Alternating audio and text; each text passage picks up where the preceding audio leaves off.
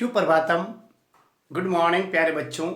आज हम आपके लिए गणित विषय का टॉपिक औसत लेके आए हैं। ये एक ऐसा टॉपिक है जो आपकी विद्यालय शिक्षा के साथ साथ बोर्ड परीक्षाएं और कॉम्पिटिटिव एग्जाम, रिट, पटवारी, जो भी आपके एग्जाम होते हैं, रिट, पटवारी, कांस्टेबल, किसी भी से संबंधित प्रतियोगी परीक्षाओं में ये बहुत ही महत्वपूर्ण टॉपिक है। क्या होता है औसत? मैं आपको बताना चाहता हूँ। आप समाचार पत्रों में भी बताते हैं कि औसत वर्षा इतनी हुई, हमारा औसत प्रतिशत यह रहा। तो औसत क्या होता है? ज्यादा संख्याएं दी होती है, उन संख्याओं का मध्यमान यानी एवरेज लगा। अंग्रेजी में इसको एवरेज कहते हैं और हिंदी में कहते हैं उसको औसत, और मध्यमान भी कहते हैं। आया समझ में? अब औसत सामान्यतः कैसे ज्ञात किया जाता है, मैं आपको बताना चाहता हूं। क्या होता है औसत? औसत का मतलब होता है प्यारे विद्यार्थियों, जो सारी संख्याएं दी होती है और सारी संख्याएं, जितनी संख्याएं हैं उनका जो मान होता है, मूल्य होता है, उस मूल्य को जोड़ करके उन संख्याओं का उसमें भाग दिया जाता है। जैसे मैं आपको बताना चाहता हूं, देखिए आप एक प्रश्न लिखिए मेरे पीछे पीछे। एक विद्यालय की, देखना ध्यान रखना आप, एक विद्यालय की 10 कक्षाओं के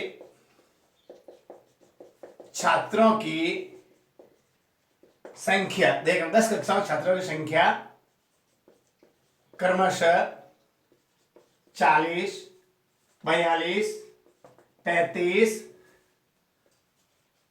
45, 56, लिख रहे हो आप भी, 14,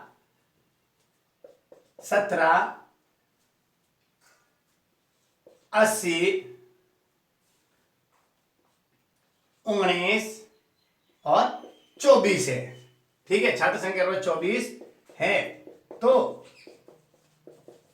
विद्यालय के छात्रों की औसत ज्ञात करो। अब ये क्वेश्चन आ गया, आयतन औसत ज्ञात कीजिए। तो सबसे पहले आपको क्या करना है, इस प्रश्न को पढ़ना है। सबसे पहले दिया हुआ है राशियों का योग और राशियों की संख्या। ध्यान रखना, औसत का फॉर्मूला लिख लीजिए आप। औसत बराबर होता है राशियों का योग, राशियों का योग बटा राशियों की संख्या। राशियों का योग बटा राशियों की संख्या लिख लीजिए आप भी। इस प्रकार जब आप इस प्रश्न को पढ़ेंगे, इस प्रश्न को समझेंगे, तो आपके लिए बताना चाहता हूं, राशियों का योग, जिसे अंग्रेजी में एक्स बार बराबर सिग्मा एक्स अपॉन क्या करेंगे, सिग्मा एन। ऐसा ये आपको ध्यान रखना है, यानी राशियों के योग बटा राशियों की संख्या। जो आप ये सब सूत्र है सभी के लिए, राशियों के योग बटा राशियों की। तो राशियों के योग राशि कौन सी है, देखो आप लिखिए, 40 plus 42 plus 35 plus 45 plus 56 plus 14 plus 17, लिख लीजिए आप पीछे पीछे, प्लस 80 प्लस 19 प्लस 24। गिनिए, 1 2 3 4 5 6 7 8 9 10 हो गई। ठीक है, अब इसके बाद में नीचे कुल कितनी हुई है संख्या, 10। कक्षाएं कितनी है, 10। इस प्रकार आपको ये लिखना है। अब इनकी क्या करना पड़ेगा, अब आपको लिखना पड़ेगा कि राशियों का योग, राशियों का योग, कुल योग कितना है।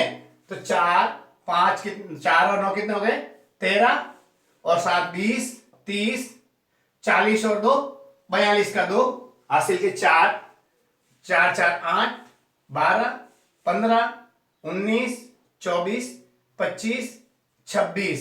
ठीक है, 26 और 8 34 35 36 37 372। अब आएगा राशियों की संख्या, ये आप लिख लीजिए, राशियों की संख्या। परीक्षा में आपको इस प्रकार हल करना पड़ेगा 10। तो अब क्या करेंगे, औसत ज्ञात करने का सूत्र। पहले आप ये प्रश्न आपको हल करना है। औसत बराबर होता है राशियों का योग बटा राशियों की संख्या। तो राशियों कितना आया, 372, और राशियों की संख्या कितनी है, 10।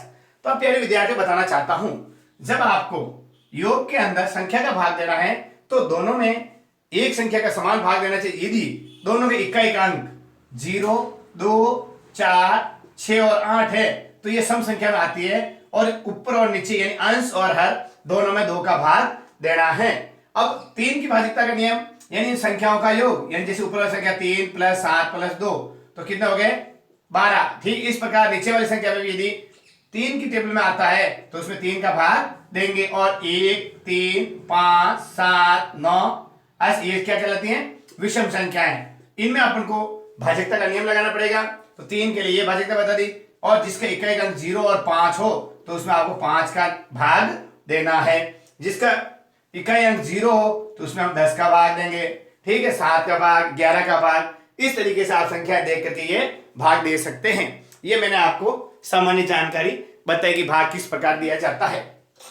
तो अब देखो विद्यार्थियों, सीधा भाग है। अब यदि अपन उसको देंगे तो 2 का दोनों तरफ दे सकते हैं, लेकिन एक सीधा भाग है, नीचे जितने 0 होते हैं हर में, हर संख्याओं में जितने 0 होते हैं ऊपर उतने इकाई के अंक छोड़ करके क्या लगा? दशमलव लगाएंगे। तो नीचे 0 कितने? देखो 1 है, तो क्या आ गया?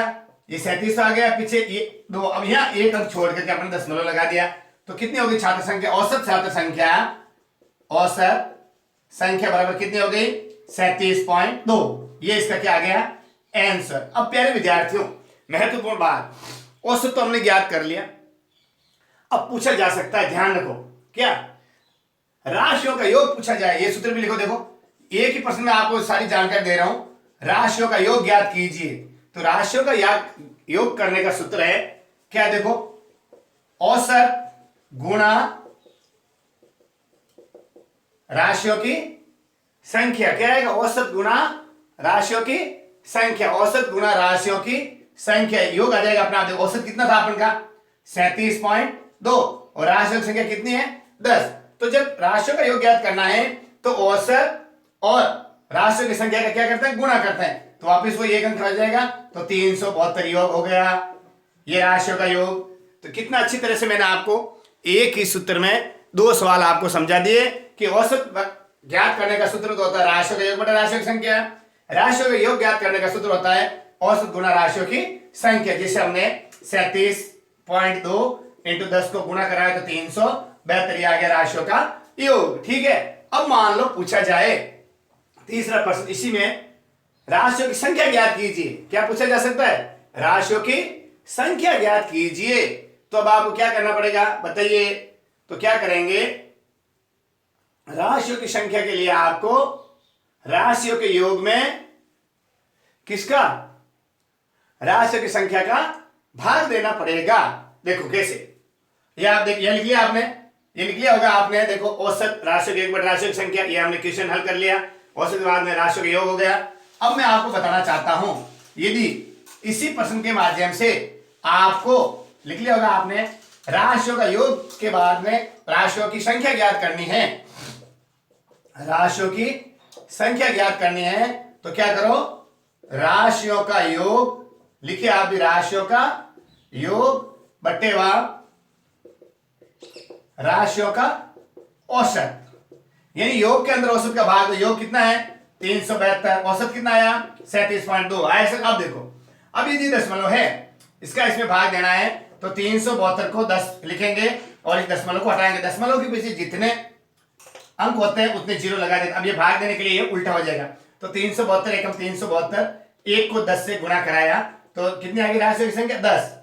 ये अपने सवाल में कहा है, ये राशियों की संख्या 10। इस प्रकार प्यारे विद्यार्थियों, मैंने आपको एक ही प्रश्न में तीनों जो आपको ज्ञात करना है वो समझा दिया है। ठीक है, अब मैं आपको तीनों फॉर्मूले एक साथ लिखा रहा हूं, लिख लीजिए आप भी मेरे पीछे पीछे कि किसी भी संख्या का औसत ज्ञात करना है, पूछा जा सकता है प्रश्न में कि औसत ज्ञात कीजिए, जिससे हम समांतर माध्य कहते हैं।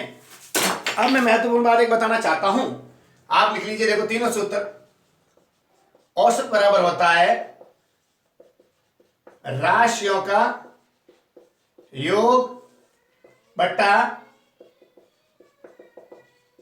राशियों की संख्या, यानी सीधा कर सकते हैं, दिए गए जो पद है, कोई भी ये संख्या है जो दी गई आपकी राशि है, यानी जैसे छात्रों की संख्या है, कहीं इस प्रश्न को बदल के कहीं उम्र बताई जा सकती है, कहीं रुपए बताए जा सकते हैं, तो उन सबका योग करना है और जितनी संख्या उनका भाग देना है।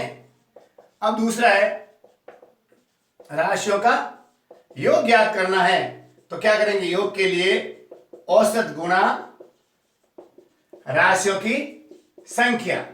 यदि किसी प्रश्न में औसत दे देवे और राशियों की संख्या दे दी जाए तो योग ज्ञात करने के लिए औसत और राशियों की संख्या के दोनों को गुणा करना है। तीसरा, यदि राशियों की संख्या, यानी कुछ प्रश्न में पूछा जा सकता है कि आपके विद्यालय में कुल कर्मचारियों की आय इतने रुपए है और औसत इतनी है, तो कर्मचारियों की संख्या ज्ञात करने के लिए क्या करेंगे, राशियों का योग बट्टा क्या करेंगे, औसत। अब एक प्रश्न और ले रहा हूं, देखना, ये प्रश्न आपके लिए महत्वपूर्ण है। इस प्रश्न को आप करना, एक क्रिकेट मैच में, सुन लेना, ध्यान रखना, 10 खिलाड़ियों ने औसत 45 रन बनाए तो टीम द्वारा बनाए गए कुल रन कितने थे। अब इस प्रश्न को पढ़ना पड़ेगा आपको। खिलाड़ियों की संख्या दे दी, औसत दे दिया और कुल पूछा है। प्यारे विद्यार्थियों, कुल का मतलब होता है योग, योगफल कहो, कुल कहो, सकल कहो। तो इस प्रश्न को आपको पढ़ना है, क्रिकेट मैच में 10 खिलाड़ियों के औसत 45 रन बनाए तो टीम द्वारा बनाए गए कुल रन कितने थे। सबसे पहले आपको मैथ्स में नंबर लाने का बहुत ही अच्छा तरीका है, सबसे पहले हल लिख दीजिए जो प्रश्न में दिया हुआ है। ऐसे लिख दो आप, खिलाड़ियों की संख्या कितनी है विद्यार्थियों, खिलाड़ियों की संख्या 10, औसत रन कितना है 45। तो अब क्या ज्ञात करना है अपन को, कुल रन। क्या करना है, कुल रन। तो कुल रन के लिए ऐसे कर। अब आप देखिए, औसत दिया हुआ है, संख्या दी हुई, क्या ज्ञात है, राशियों का योग क्या ज्ञात करना है। तो अब अपन को करना है कुल योग करना। तो अब आप फॉर्मूला लगाइए, राशियों का योग बराबर औसत इंटू राशियों की संख्या, औसत इंटू राशियों की संख्या। तो राशियों का योग कितना है प्यारे विद्यार्थी, देखिए ज्ञात करना ना, तो उसके लिए क्या करना पड़ेगा, औसत। औसत देखिए कितना है 45, खिलाड़ियों की संख्या कितनी है 10। तो जब हम 45 को 10 से करेंगे तो कितना आएंगे 450 रन, यानी पूरी टीम ने कुल रन कितने बनाए 450 रन। तो आंसर लिखेंगे कुल 450 रन बनाए गए। आगे समझे, इस प्रकार भी आपको प्रश्न पूछा जा सकता है, तो आपको इस तरीके से इसको सॉल्व करना है। महत्वपूर्ण बात यह है कि जब औसत पूछा जाता है तो आपको कॉन्फिडेंशियल होकर के उस प्रश्न की भाषा पढ़नी है। वो प्रश्न क्या कह रहा है, उसमें क्या योग दे रखा है, या संख्या दे रखी है, या औसत दे रखा है। आपको बेझिझक होकर के इन तीनों फॉर्मूलों को याद कर लेना है। ये तीनों फॉर्मूले ही आपके पूरे औसत से संबंधित है। अब पूछा जा सकता है, एक खिलाड़ी ने 5 पारियों में, सुनना, एक खिलाड़ी ने 5 पारियों में 100 रन बनाए तो उसका औसत ज्ञात कीजिए। तो 100 के अंदर 5 का भाग देंगे, कितना जाएंगे 20। ऐसा समझ। अब मैं बताना चाहता हूं, इसी प्रश्न को घुमा दे। एक खिलाड़ी ने, सुना, 20 रन की औसत से 100 रन बनाए, 20 रन की औसत से कुल 100 रन बनाए तो पारी की कितनी पारियां खेल ली। तो संख्या पूछा है, तो 100 योग हो गया, औसत हो गया 20। तो 100 के अंदर 20 का भाग देंगे तो औसत कितनी, कुल पारियां कितनी हो गई, पारियों की संख्या 5, 20 पंजे 100। प्यारे विद्यार्थियों, आपको यह फॉर्मूला आपके दिमाग में बिठा लेना है कि क्या पूछा जा रहा है। औसत पूछा जा रहा है तो योग के अंदर संख्या का भाग दे दीजिए, योग पूछा जा रहा है तो औसत और संख्या को गुणा कर लीजिए, संख्या पूछी जाए तो योग के अंदर औसत का भाग दे दीजिए। ये आप नोट कर लीजिए। महत्वपूर्ण बात, गणित सबसे इजी विषय है, लेकिन इसको आपको समझने की ट्रिक आनी चाहिए कि प्रश्न में क्या पूछा जाता है। उस प्रश्न को आप पढ़िए और प्रश्न की जो जो दी रखी बातें हैं उनको आप यहाँ पे राइट डाउन, यानी राइट नोट यानी लिख लीजिए। आप अपने उसी प्रश्न के नीचे लिख लीजिए, फिर आपको पता पड़ जाएगा। जैसे इसमें पूछा खिलाड़ियों की संख्या 10, औसत रन 45, कुल रन ज्ञात करना, यानी राशियों का योग ज्ञात करना, तो औसत को संख्या से हमने गुणा कर लिया। इस प्रकार हमने आपको औसत से संबंधित आज हमारे अपने YouTube channel share happiness Sanskrit education पर महत्वपूर्ण जानकारी दी। अगले वीडियोस में भी आपको औसत से रिलेटेड बहुत ही इंपॉर्टेंट प्रश्नों की जानकारी दी जाएगी, जो आपकी प्रतियोगी परीक्षा में और बोर्ड परीक्षाओं में और विद्यालय शिक्षा में बहुत ही महत्वपूर्ण है। आपसे पुनः निवेदन, इन वीडियोज़ को ज़्यादा से ज़्यादा बच्चों तक पहुँचाइए ताकि हमारे विद्यार्थी पढ़ सके और सक्षम हो सके। नमस्कार।